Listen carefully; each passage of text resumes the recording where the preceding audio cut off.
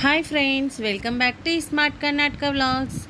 ఇవాళ స్పెషల్ మనం ఎంతో ఎమ్మీ అండ్ టేస్టీగా ఉండే పుదీనా చికెన్ అండి. చాలా బాగుంటుంది ఇది పుదీనా చికెన్ ఫ్రై. ఇది మా మమ్మీ రెసిపీ.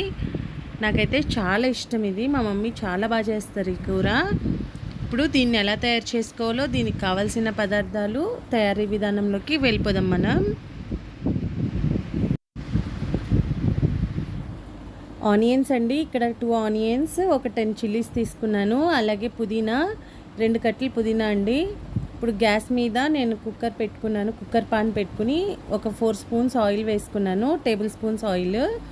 అందులో మనకి హోల్ గరం మసాలా మీకు దగ్గర ఏమేమి ఉంటాయో అన్నీ వేసుకోండి.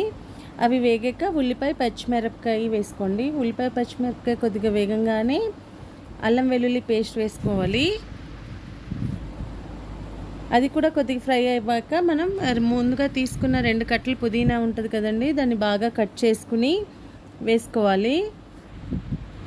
ఈ పుదీనా ఫ్లేవర్ చికెన్కి పడుతుంది కదండి. స్పైసీనెస్ ప్లస్ పుదీనాకి ఉండే ఫ్లేవరు ఆ చికెన్కి తగిలి చాలా బాగుంటుంది. కావాలంటే మీరు ఒకసారి ట్రై చేయండి. ఈ రెసిపీని మీరు ఒకసారి ట్రై చేశారంటే ఇంక అస్సలు వదలరు, అంత బాగుంటుందండి ఈ రెసిపీ.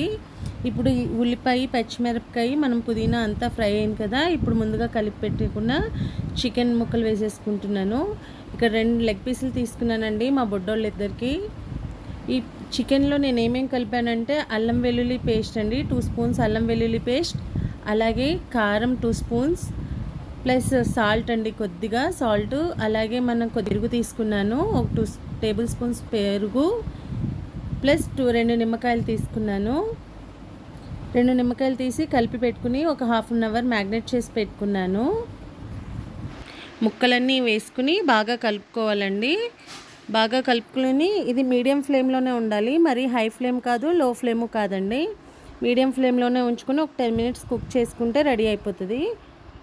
మనకి చికెన్ పీసెస్లో ఉండే వాటరే వస్తుంది కాబట్టి బయటికి ఆ వాటర్ ద్వారా ముక్క ఉడికిపోతుంది.